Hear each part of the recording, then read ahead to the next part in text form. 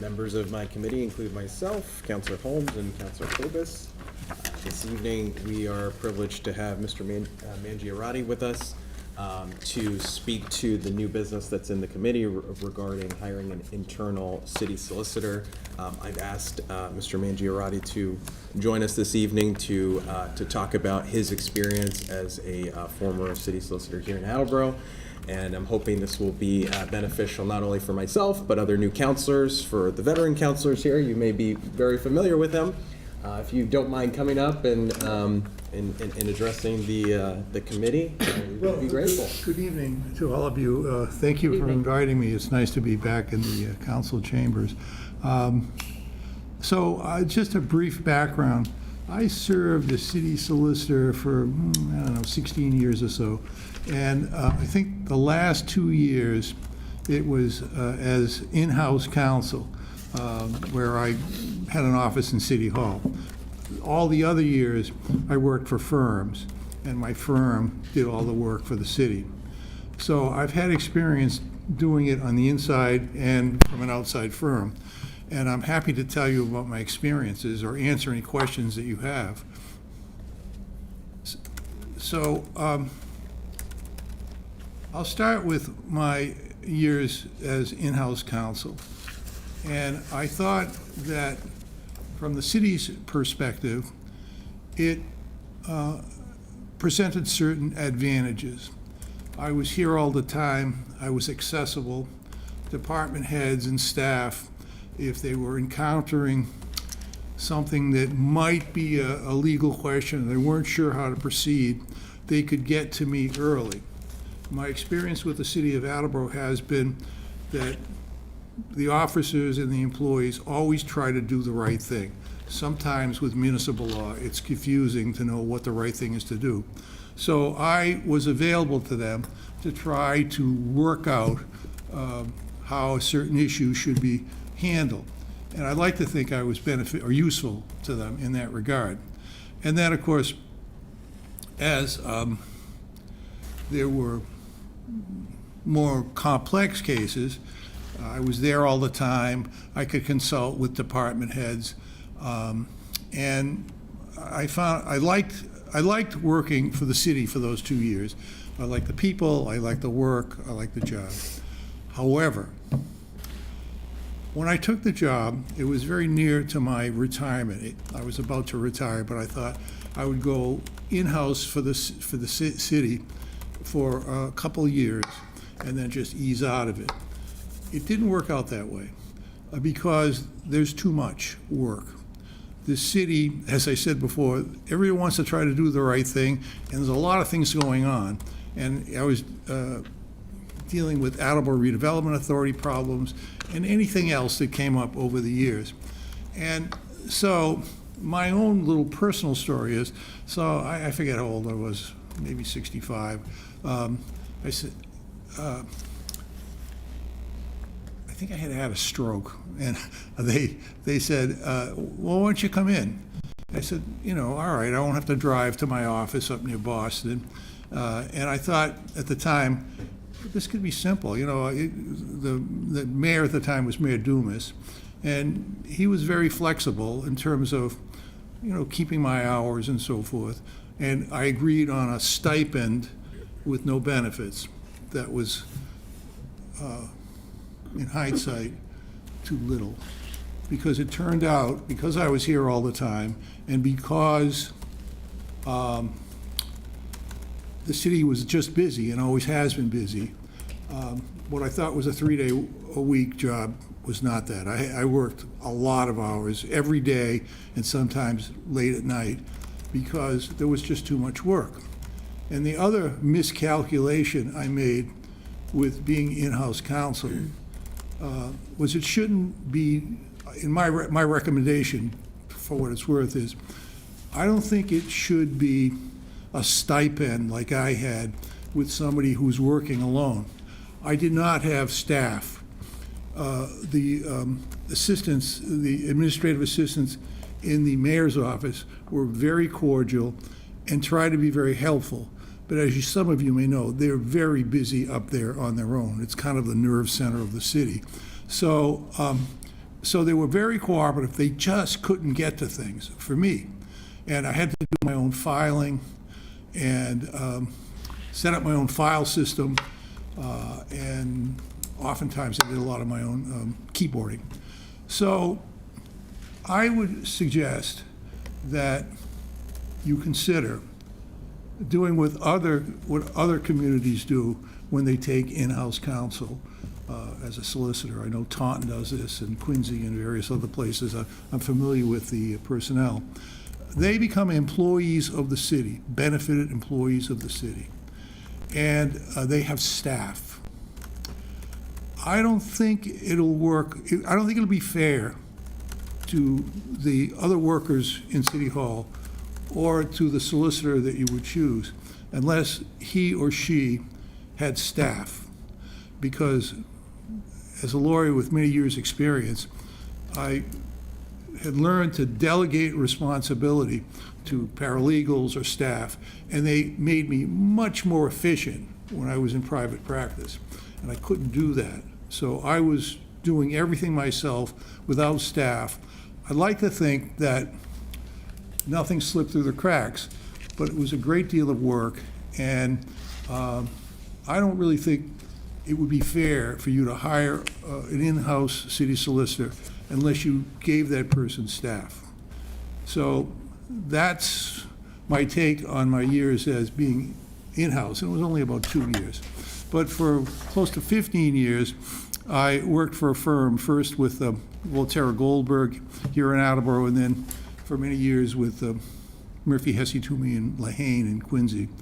And when I did that, I thought it worked fine. And the advantage of that for the city, I believe, was that I had resources in my firm. My firm was about 30 people when I went to Quincy, 30 lawyers with, paralegals and very competent administrative staff. So I thought I was more efficient when I had that back room supporting me for my efforts for the client. And the other thing that we had at Murphy Hesse, I don't know if they still call them that, but that's what it was before. But in any event, I had a number of colleagues who were available to me in a firm who did this kind of work. And there is a certain synergy that benefits the result when lawyers get to talk with each other about strategies and their knowledge of some maybe esoteric or remote corner of the law. And I thought that was very helpful to me when I was serving the city. And I can tell you, I think, and I think that I was very conscientious about returning calls. I was here only 1 day a week when I was working for those firms. So I would set up office hours, and I would try to make appointments with people to go over whatever it is, legal problems they had. But that doesn't mean I wasn't reachable by phone or email. And I think that somebody who's a solicitor for this size city, it is a very important client, and they should be very attentive to you.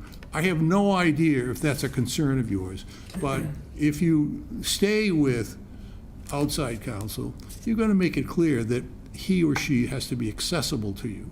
And you have to make sure that you can benefit from the resources of that firm.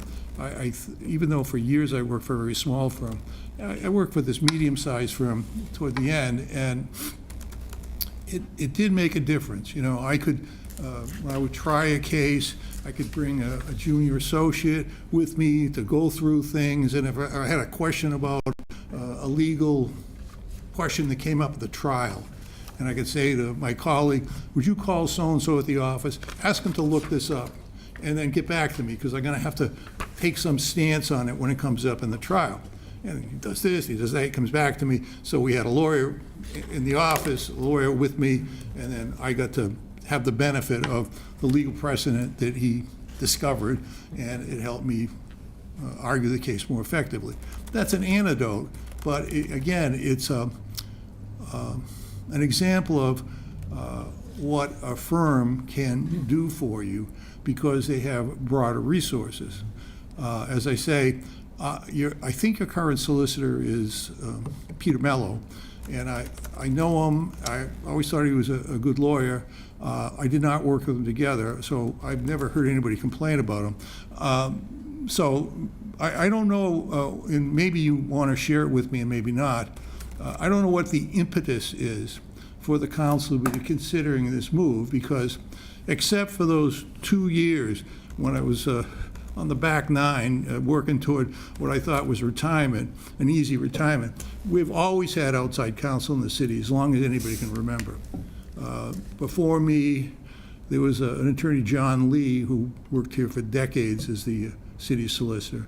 And there was also another lawyer, Tom Leadham, who worked here for a long time. So you've always had outside lawyers doing the job.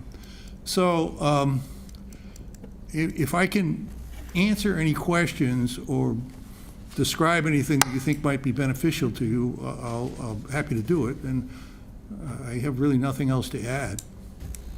So I have a few questions that I'd like to ask. I'll start with one and then open up the floor to the rest of the council, because I'm sure others have questions. But what kind of dedicated administrative staff do you think would have made the in-house structure sustainable for you at the time? You mentioned having associates, Well, potentially paralegals. No, I think that's a reasonable argument, or a reasonable question, pardon me. When I was younger and worked for myself, I had an administrative assistant, and it was a woman, and she became everything. She became my clerical assistant. She figured out how to do paralegal tasks. You know, if I had to do a real estate closing, the paralegals do all the work in real estate closing. So in my case, we trained one person who was smart, and I think was well compensated, to do all of that. And I think that would work. And then I think the council or the city could evaluate how it's going. So that's my answer. I think with one lawyer and one administrative assistant who was willing to tackle more than just typing and filing, which is the norm. Most administrative assistants in the law now are really often like paralegals. So I think that would work. Councilor Phillip? Thank you. I'm unclear from what you said whether anybody from city council conferred with you. Did you represent city councilors as well as department heads? That's a good question. When I was here, both Yes. when I was here, both as with an outside firm and when I was in the building, the mayor had set up a process by which the president of the council and the chairman of the ordinance committee could come to me directly. And they were like the mayor. If the mayor needed something, I would deal with it. And it was the same thing with the president of the council. At that time was Frank Cook, and there were several ordinance chairmen. But so that worked, and I really had no trouble serving the council. I had a good relationship with the councilors, but that idea of councilors for any other matter would have to go through the president of the board, and that also worked effectively. So there was a procedure in place that allowed for orderly requests for legal services from the solicitor, and because the ordinance committee, some needed more legal, or asked for more legal assistance than others, but the whole idea of drafting an ordinance sometimes can benefit from a lawyer's assistance. So that's how it worked with the council when I was here. Councilor LeBoy? Oh, I'm sorry. Did you have a follow-up? I have another question, but that's fine. Go ahead. Thank you. And thank you, Chair Tavares. Thank you for coming down and for your years of experience and dedication to the city. I just had a simple question, if you don't mind sharing. When you were employed here, were you were you billing hourly for your services to the city, or was it like a salary, flat rate? When I was in-house, it was a stipend. It's a public record. I made $150,000 a year with no benefits, and that was paid to me weekly, in weekly installments. When I was working for a firm, we would send itemized bills to the city for the work that we did. And sometimes it could be a lot of work. We had some civil service hearings for a while here that were very time-consuming. And that's another case where I was able to use an expert in my law firm, Murphy Hesse, to do the civil service. But the short answer is, when I was working for a firm, it was always with an itemized bill. And it would say the date of the service, what was done, and the time that was spent. And then we applied an hourly rate. And I don't know what the going rate is now. Thank you. Councilor Foden, did you want to ask your follow-up? I would like to ask a different question, if I may. Yeah, absolutely. I worked for a city where there were attorneys in-house, as it were, representing city council, but it was also the case, they represented not only city council, but department heads, the whole city. Exactly. But sometimes when there was litigation, that was not done by the city solicitor or the in-house people, but sent outside. Do you think that combination of being available to answer brief questions, small questions, not major questions, but to farm out things like litigation, would work in a place like Attleboro? May I? Please. That is not the way I did it.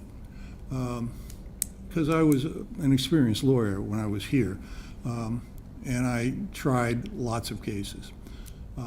And one occasion where we had a complex civil service matter, I had somebody in the firm do that, who was a specialist in civil service. The only time I would refer things out, lawyers have to do that from time to time. Let me be more specific. We had a claim against the city having to do with a cleanup of a hazardous waste site. Yes. That we sent trash to two decades before. That was where I recommended that we get somebody who was specialized in that. But you don't need a specialized lawyer to try a zoning appeal. If you're a city solicitor, you should know zoning. So if it was something very specialized, like the Superfund site that we had to deal with, then we hired out. The other thing that happened while I was in-house, relevant to, I think, what you're talking about, when I was with the firm, I did all the real estate transactions because I had a real estate paralegal who knew how to do whatever had to be done. You have to have somebody who knows the difference between a deed, a mortgage, and a note. You have to somebody who knows what they're doing and knows how to type them up. And when you have somebody good enough, you say, so-and-so, would you please prepare a deed from this person to that person with the consideration of this, and then you have it in front of you, review it, make sure it's all right. So again, it's a very efficient use of delegation of responsibility. However, when I was in-house the last 2 years, I had no paralegal, so when we had complex real estate closings, I would refer them out. So I tried to keep as much as I could because I thought that was my responsibility. But when there was either specialization involved or a process that was heavily dependent on quality paralegal work, I would send that out because I didn't have paralegals anymore. So, it's going to be, if I may just follow up on that, I don't think it's, I don't want to be impertinent in what I'm saying. So, but I wouldn't recommend that you just have somebody here to answer questions and that's all he or she does. I don't think you're not getting your money's worth, That's my opinion. I think you should be able to get a lot of work out of whether it's an in-house solicitor or a law firm that serves as a solicitor. And it's more than just, describing how the open meeting applies to, open meeting law applies to some circumstance. So that's my thought on it. Thank you. So understanding that it may not necessarily be an apples to apples comparison, being that you were on both sides of the coin, so to speak, what would you say the comparison looks like in terms of finances from being in-house versus being outside counsel, in terms of the cost to the city? And that's realizing that you didn't have the administrative staff that you probably Well, needed yeah, I mean, if we were to do a real comparison. I can't really give you much guidance on that. I can tell you that the $150,000 stipend that I got per year while I served in-house was inadequate. I was being underpaid. I liked the people, I liked the work, and I just did it. But it was inadequate for the work that was required. And I think if this is going to work satisfactorily for the city, that lawyer should be an employee. He or she should get benefits, and the same thing with any administrative aid. So I don't really have an idea of what that cost anymore. And I don't know what law firms are charging per hour. You probably know that there's competition among law firms who know how to do municipal law, and that may work to your advantage at some point if you want to see how other firms might handle the city. I'm not recommending that, but I'm just making you aware of that possibility for you to understand what the marketplace is. So you put out a request for proposals, and usually the existing lawyer submits an application along with other firms. And in that process, you can specify that you want a qualified lawyer who can do the kind of work that municipal lawyers do. So, and the same thing would go if you were to hire an in-house solicitor. I mean, if you wanted to perhaps hire a relatively new lawyer, like a recent graduate, that lawyer could probably answer questions. But if he or she had to try a case, I don't think that's going to work. You got to have somebody who's done it before. And so I don't know if that's enlightening, but those are my thoughts on it. Thank you. Are there any additional questions? President Delicio? Thank you. Bob, it's like a flashback seeing you back here at the podium. Well, Always good to see you. I have to tell you all, some of you are new faces to me, but I do enjoy it.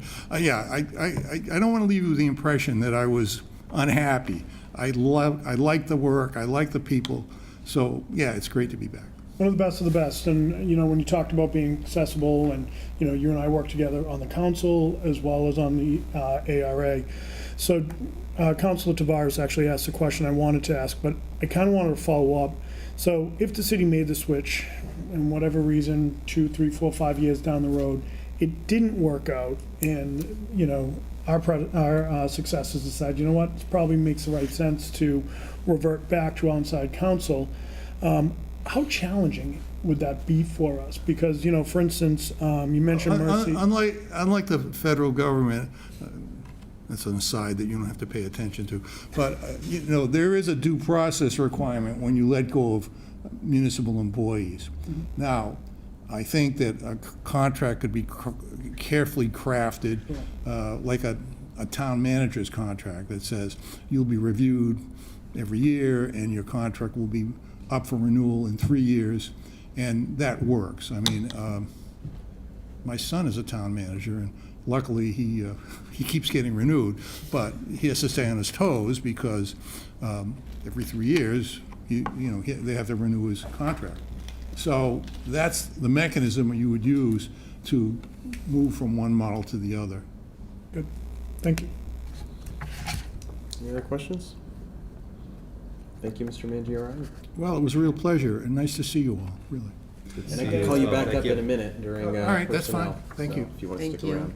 Thank you. All right, so that concludes the business of ordinances, elections, and legislative matters. Move to adjourn at 7:25. Thank you. All those in favor? Aye. Aye, we are adjourned. I call Personnel, Veterans, and Human Services to order at 7:25. Members of the committee include myself and Counselor Waterman. I can be your third, Counselor Tavares. Okay, thank you, President Delizio. And I'll invite Mr. Mangiarati back up to speak about potential appointment to the zoning board of appeals.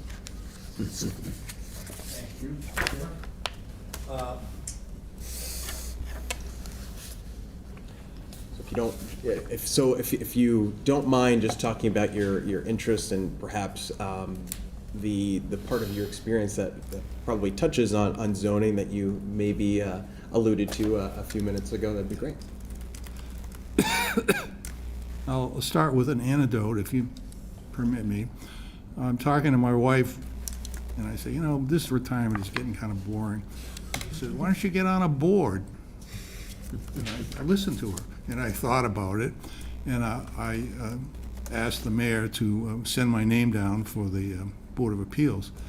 In terms of why I want to do it, I am grateful to be a resident of Attleboro. Attleboro has been very good to me, and I am very happy to give back a little by serving on a board, a volunteer board. I also think that I can bring some experience and knowledge to the board. When I wrote to the mayor, I said to her, I don't intend to give legal advice. That's not why I'm there.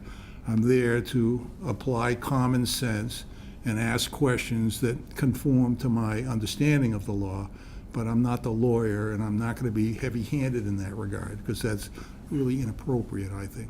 But I think it would be silly to say I don't know any of it, because I've done it for decades. As a lawyer, before I became a municipal lawyer, I represented private clients in all matter of land use matters, subdivision, special permits, boundary line disputes, whatever. I did all that for many years. And then as I was a city solicitor here, I was the town council in Mansfield, I was the town council for a while in Bedford, and I was the town council in Mendon, and I was a special counsel for the town of Avon, and I did all their litigation. And in that role, in those roles, I handled many, many zoning cases. So I'm familiar with zoning ordinances, I'm familiar with the statutes that relate to the work that the zoning board does. I know how to read a plan. So I think that I would, I hope, bring a perspective that would be beneficial to the board. Does that answer your question, sir? Absolutely, thank you. Are there any questions for? Well, I have to admit, I'm delighted that you decided to come out of retirement. Thank you. What is it particularly about the zoning board of appeals as opposed to, say, the planning board or the zoning board itself? Well, I think there's only one zoning board. It's the zoning board of appeals, and it's the planning board. Okay, I'm sorry. My experience over, it's almost 50 years that I've been in this business. My experience in zoning has been more and more land use controls are subject to special permits. And I think the zoning board and the planning board do special permits. And what that requires is a balancing of the interest of the neighborhood, the needs of the city, and fairness to the landowner. That's a complicated juggle sometimes, because oftentimes people have legitimate concerns, but on the other hand, private property rights do count for something, particularly if the developer is willing to mitigate negative impacts, conform to all environmental laws. So it has to be taken on a case-by-case basis. I think that one of the things that I would, my orientation in serving on that board would be that I would be representing the city, and the people who come before us are people who are our fellow residents. So they deserve respect and deserve attentive listening, and they deserve sensible, mindful questioning about what's going on if there are two sides on something. And, you know, it can be a variance, it could be whatever comes up before the board. So I would find all of that stimulating. And I think, as I said a minute ago, I think I could be helpful. Thank you. Are there any other questions, comments? Thank you very much. Okay, I'll come back anytime. Thank you. Bob,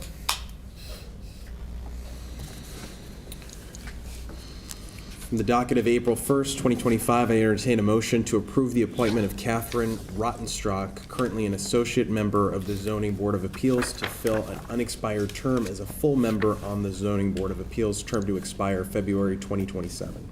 second. Thank you. This is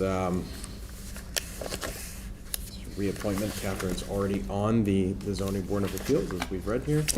Any comments, questions, concerns? May I ask you a question? Yes. Mr. Sawyer. What's the difference between an associate member and a full member? It's in terms of their voting rights, but I don't think I'm the most qualified person to answer that, so. Okay.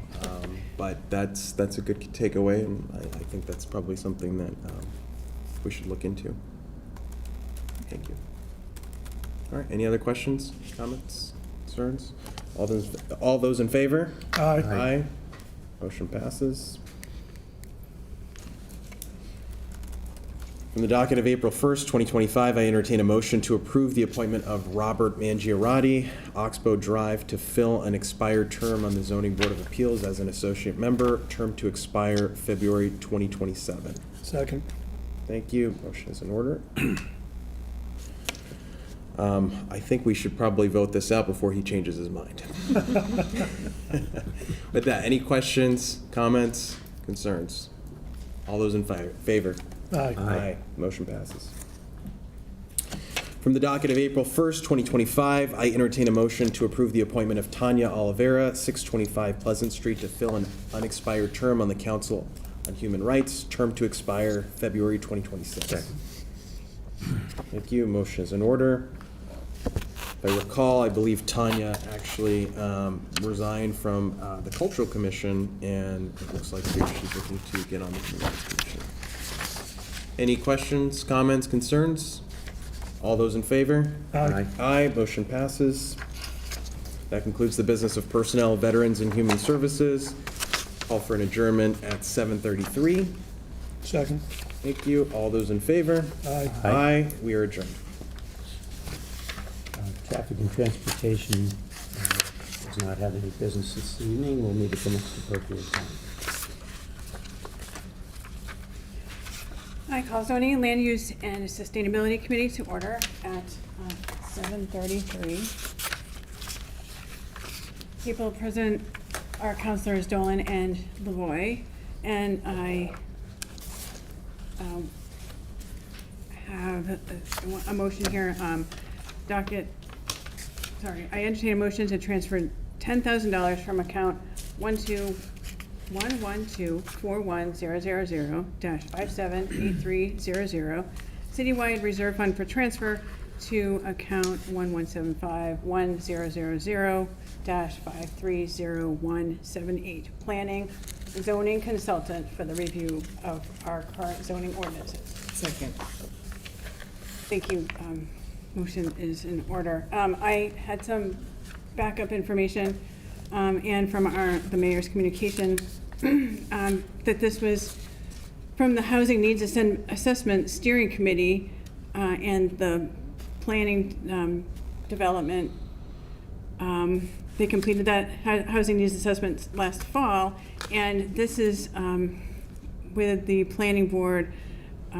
They have been working on innovative zoning that involves rethinking of traditional zoning regulations, addressing housing shortages to increase housing options, including strategies such as smaller homes and affordability, site plan and design review, rethinking off-street parking requirements, thinking the nexus between development and natural physical environment, and rethinking permitting process. And to this end, the mayor proposes to seek the services of professional planning consultant to help with this effort. And that's where the transfer of the funds comes from. Any questions or concern about that? Oh, First, it's just a point of information. It's from the docket of April 1st, 2025. It looks like that got cut off. oh, thank you. Secondly, the question I have is, I read the backup. It doesn't really answer all the questions that I would have for $10,000 as we're getting down towards the end of the fiscal year to come out of the reserve fund for transfer. What are some of the reasons for this? Where are zoning ordinances currently lacking? What would that $10,000 account for? Is it going to be an in-house person? Is it an hourly? So just kind of a lot of questions about what the $10,000 and how it will be distributed would come down, and what we're really looking to gain out of this, and how out of date some of these ordinances may be, Okay. and even the impact it may have on some of the contractors. Okay. Thank you. Just going off of that, I am concerned about the transfer. Also, I'm concerned about what is the hope in this, because is it smaller lot sizes? I mean, you gave some examples of what's happening here, but every time there's a housing development going up, I don't hear anybody in Attleboro excited about that. I hear people wanting to preserve property. It's become very much a hot topic, and so I think that I would need more clarification before I would be willing to transfer $10,000 to potentially make some updates to some zoning changes at this point. That concludes my comments. Yes. Excuse me. Counselor Yeah, I think maybe it would benefit us, maybe if Gary could come down and answer some questions. I would be for this as far as reviewing the zoning ordinances we have now, because I know that we've had some issues with parking, like you mentioned, the on-street parking. And as Councilor Holmes says, if they could review it in maybe, like you said, smaller lot sizes, smaller houses, a more robust variety of houses, if we did anything requiring that, because really every housing development that's going in Attleboro now are 750. They're huge houses, and not everybody can afford that. And now even the small houses are going for $450 that barely have 2 bedrooms, 1 bath. So I would absolutely be all for this in reviewing our zoning ordinances, but I think we would definitely it would be beneficial for Gary to come down and answer. We could be prepared with questions for him to answer some questions on what exactly, or maybe the mayor too, if she so chooses, to see what exactly they're looking for and what the parameters are for this. And I think that would be helpful for everybody. Counselor Boyd? Thank you. I too wouldn't mind seeing Gary down here. I'm just trying to get to how this differs from not only the studies we did for the MBTA zoning district, but then again, now we just put out another 10,000 to the Sturdy district. And so I just want to know, I guess, what difference we're getting for that $10,000. I mean, I don't think $10,000 is a small amount of money, especially when we have multiple studies going on. And then the other concern I have was the off-street parking, because my gut is telling me it's to reduce the amount of off-street parking we're requiring, because Gary alluded to it back when we had the public hearing, or or presentation on the MBTA district, where we want to go from 1 parking space per unit down to 0.8 per unit, and I mean, that worries me. So, you know, if the point of this study is to try to, I guess, convince the city that we need less parking for residents that are renting downtown, I don't see it, and I wouldn't want to contribute $10,000 of taxpayer money to do that. Thank you. Yes, Councilor Holmes. Thank you. Just going off of what Councilor LaVoy said, I think that that does make sense. We already do have the study right here in this area from the hospital, maybe getting some feedback on that before we kind of jump onto this next step, because then they could be not maybe even working together. That doesn't seem to make sense to me. And I am not for smaller lot sizes. I want to go in the other direction, so, which would make potentially a more dense downtown area, which would bring up the parking issue. So I think that, which would bring up the pedestrian issue, which is another issue we're trying to deal with. So all of these things have additional challenges. So I think to be strategic about this, we need to think about what the overall plan is and be mindful of that. So that concludes my comments. Thank you. Should I retract the second, and then after we're done, and then keep it in committee, and then ask Gary and the mayor to come in? Yeah, so are we all set? Do you want me to withdraw my second? If nobody else, any comments? Okay, I withdraw my second. Okay, thank you.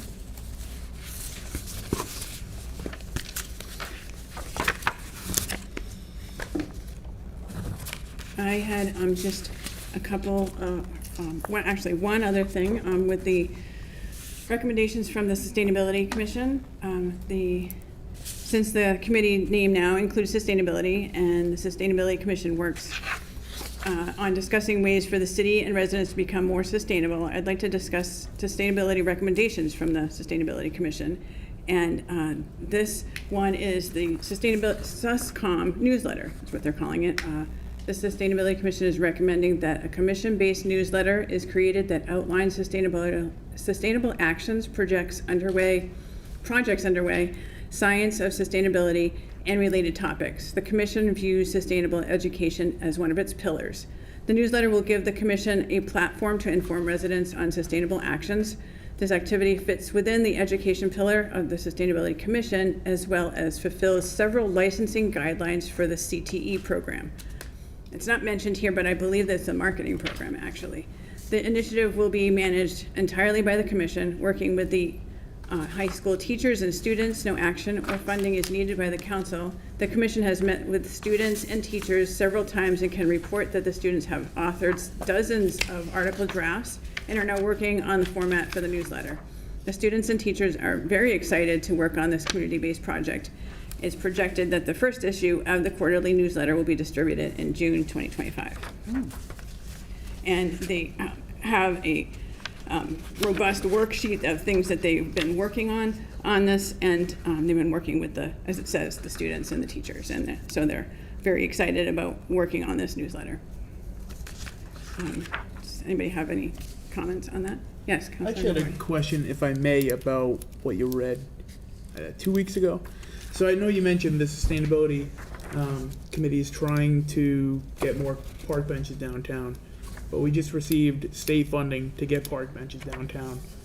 Are they planning to work with the state legislature and city officials on, you know, how they're gonna, I guess, work together on that? Or is this two separate groups putting benches downtown? I guess I'm just trying to understand if, you know, if it's too many chiefs and not enough Indians, like, how is that gonna work? How's the breakdown? And just for clarification, it wasn't park benches, it was for the bike stands, you know, for bikes to lock up their bikes on it. Benches too, But anyways, yes, they're working with the state. Okay. And that is actually, had come together since I had last mentioned it, that's correct. Okay. So, yeah, they are working with the state legislature on that. Okay. Yes, thank you for that question. Thank you. So anyways, they're working very heavily on this newsletter, and let everybody know they're working also with Kalen Lockyer here in the city to get it out to everybody so that people will be able to see those. Any other comments on that? Great, okay. That's all I have for zoning, land use, and sustainability, and I move to adjourn. Second. Thank you. At 7:44. And we are now adjourned. Public safety and emergency management is canceled this evening. I'd like to call Public Works to order at 7:45. President Delacio, if you'd like to be my third. I would be honored. I have a couple items this evening from the docket of April 1st, 2025. I entertain a motion to transfer $18,500 from account 165-01-000-511-000, Park and Forestry, salary and wages to the following. $2,500 to account 165-01-000-524-024, Park and Forestry repair of irrigation. $2,000 to account 165-01-000-524-240, Park and Forestry maintenance of equipment. $1,600 to account 165-01-000-530-187, Park and Forestry labor details. $3,400 to account 165-01-000-530-101, Park and Forestry professional services. $3,000 to account 165-01-000-546-010, Park and Forestry supply grounds. $3,000 to account 165-01-000-548-030, Park and Forestry supplies vehicles. $3,000 to account 165-01-000-548-040, Park and Forestry supplies and equipment. Second. Thank you. So, as you can see, it's a plethora of items. And, this is coming from salary and wages as they are down a couple people. So this is for supplies for everything, repairing vehicles, irrigation repair, and additional funding for the well irrigation at Judy Robbins Park.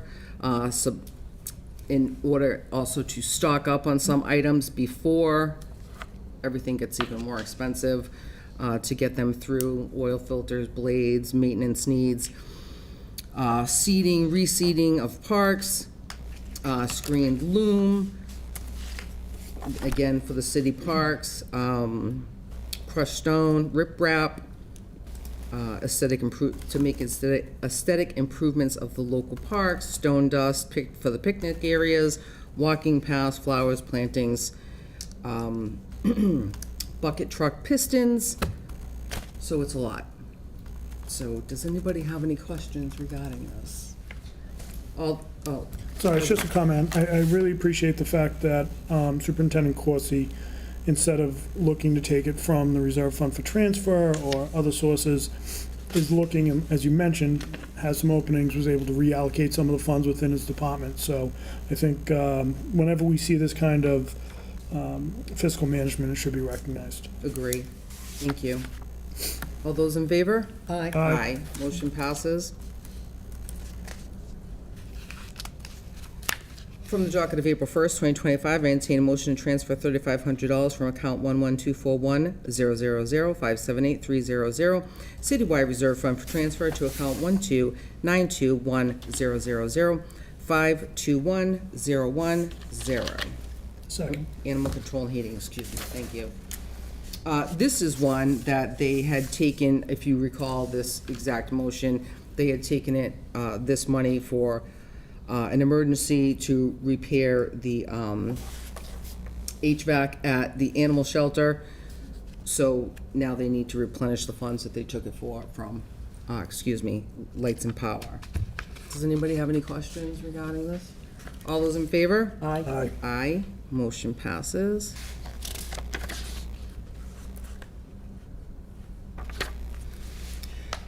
From the docket of April 1st, 2025, I entertain a motion to transfer, excuse me.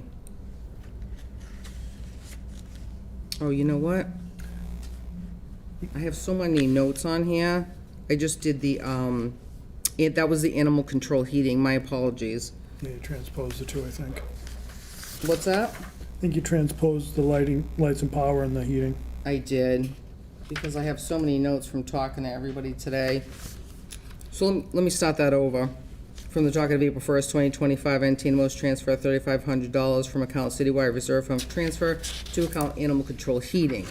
This is for the heating at the shelter. They only have 1,270. No, the motion was already voted on. I just, And you read it appropriately. I think your comments, Right. what I would suggest, take the next motion and then add your comments from the previous to this one, and I think it'll suffice. all right, so I just want to add my comments to this one. So this one was for the heating, not the HVAC system. This is for the heating. They only have $1,274 remaining, and they need the additional $3,500 to finish out the heating season because of the rise in costs and the unusually cold winter. And so we already voted on that. From the docket of April 1st, 2025, I entertain a motion to transfer $2,204 from account 11241-000578300, citywide reserve fund for transfer to account 12921-000521020, animal shelter lights and power. Second. Thank you. And this is what they need to replenish that they took for the emergency, for the HVAC system at the animal shelter that they took from the lights and power. Does anybody have any questions regarding this? All those in favor? Aye. Aye. Motion passes. And I have one more item this evening. From the docket of April 1st, 2025, I entertain a motion to transfer $35,000 from account 142-01-000-511-000, Public Works Salary and Wages to the following: $25,611.26 to account 142-01-000-530101, Public Works Professional Services; $4,388.74 to account 142-01-000-530344, Public Works HVAC Services; $5,000 to account 142-01-000-530186, Public Works Police Details. Second. Thank you. So this as well is for numerous items. So to break it down, if you recall the flooding that we had discussed that they needed money for 2 weeks ago, this is kind of a continuation. It's a mix of different items. So the professional services account needs to go to Beach's floor coverings to install new cove base molding because they had to remove it. It was wet. They had to dry behind it. They couldn't replace it because it was all wet. That's $2,100. Jermaine Plumbing for supplies and install of the new black backflow preventer, $8,400. And then again, this doesn't have to do with the flooding, but we have CDL training for $3,095. And then $12,000 to replenish their account to get through the end of the fiscal year. They also have the HVAC services to replace the inducer motor in vehicle storage area unit 1 for $1,874.37, and the inducer motor in vehicle storage area 2, unit 2, for $2,514.37. And then separated out is the $5,000 for police details to finish this fiscal year of patching the roadways. Does anybody have any questions regarding that? Same thing. President Zilseo? Thank you. If I may, just want to reiterate my comments about Superintendent Corsi for Superintendent Tyler. I think, again, great fiscal management this time of the year. And I'd like to add to that, thank you for that. I believe they might have 2 new people. They're down 5 people. Yeah. So they might have 2 new folks joining them soon. So that was really good news to hear. Council Foa? I have no questions. All those in favor? Aye. Aye. Motion passes. I'd like to call for an adjournment at 7:54. Second. All those in favor? Aye. We're adjourned at 7:54. Thank you.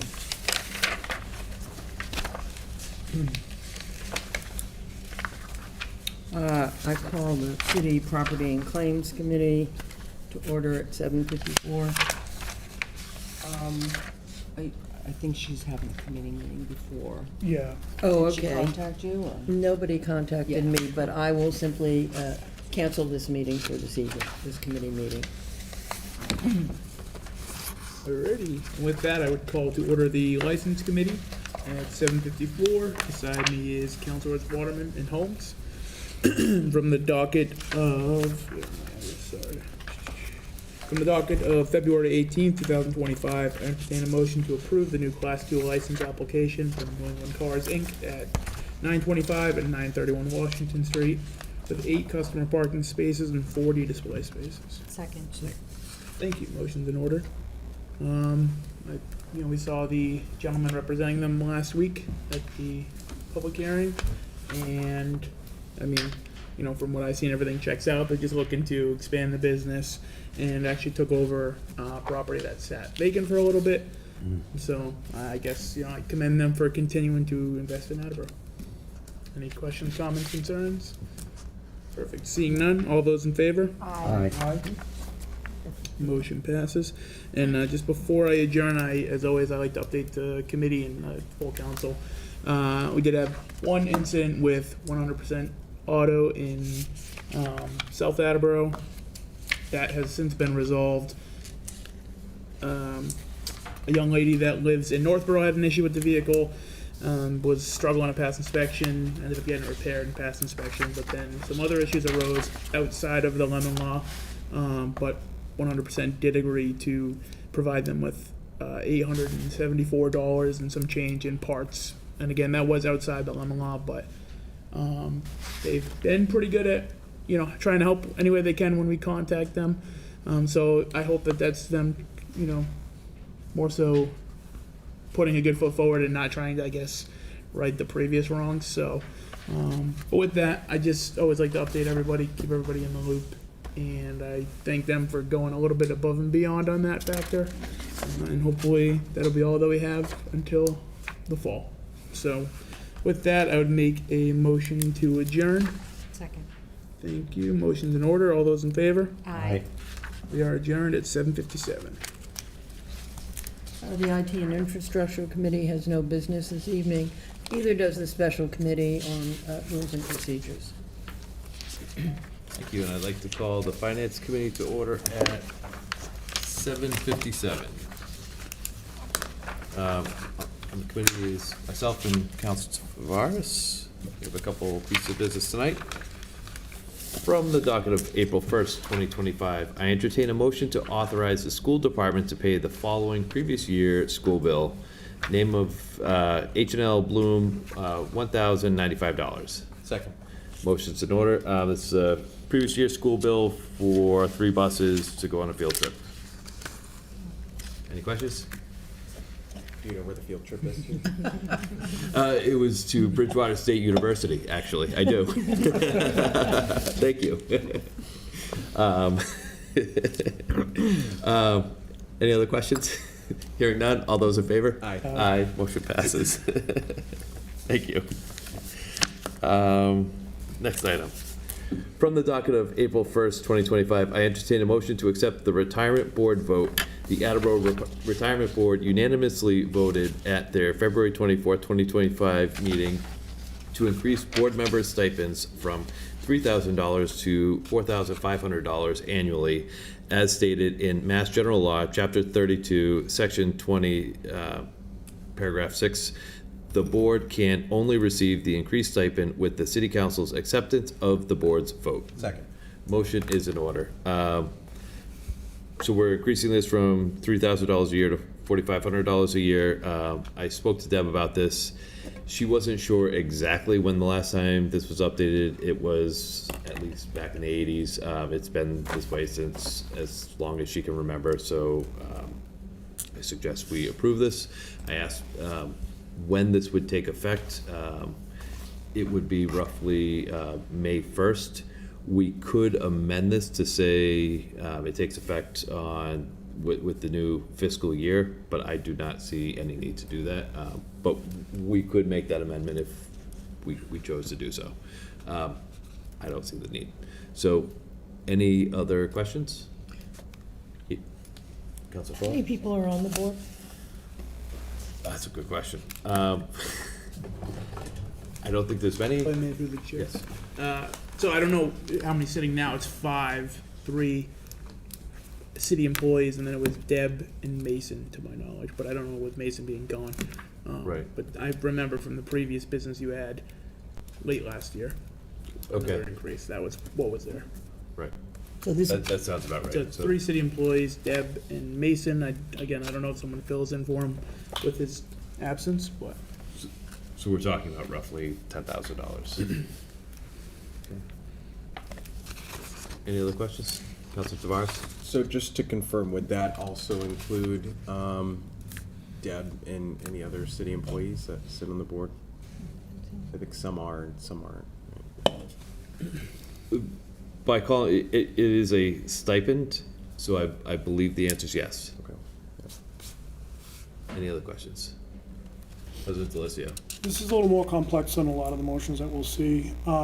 Where we still have time, I think there might be value if we hold this for 2 weeks and ask Deb to come down and kind of explain it a little bit more. Fair enough. Just my suggestion. Okay, I'm okay with that.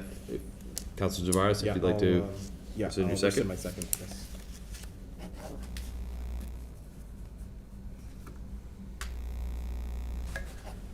All right, moving on. From the docket of April 1st, 2025, I entertain a motion to appropriate $1,377,021.61 from account 1000-359-000, general fund balance undesignated as follows: $600,000 to A52000A0517-120 BCBS HMO, $600,000 to A422007055-107 Maintenance Building Supplies, $177,000, $21.61 to L2305010511200 AHS Professional Teachers Salaries. Second. Motion is in order. So when we certified free cash, of that certified free cash, roughly 1.37 million of that was unused money from the school departments. And there's an agreement with the mayor that any unused money from the school departments will go back to the schools once free cash is certified. So this is that 1.37, roughly $1.37 million going back to the schools.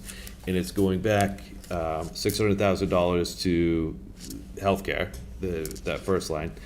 The next $600,000 is going to maintenance of the buildings. And then Mark Furtado had asked that the remaining $177,000 we just put in the professional teacher salaries line. So that's how it's being distributed. Does that all make sense? So it's being put towards above net school spending, essentially. Okay? Any other questions with regards to that? Hearing none, all those in favor? Aye. Aye, motion passes.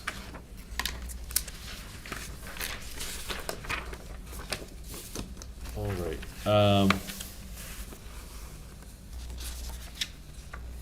And I'm going to read the capital improvement item, but I don't intend to vote on it. So, from the docket of April 1st, 2025, City Capital Improvement Program fiscal year 2025 to 2023, 2030. Is that capital? Okay. For the capital improvement, Point of order, Council, we haven't had the public hearing on this yet, so I would just be, okay. that public hearing's next week, so We rescind your second? Yes. Okay. Rescind my second.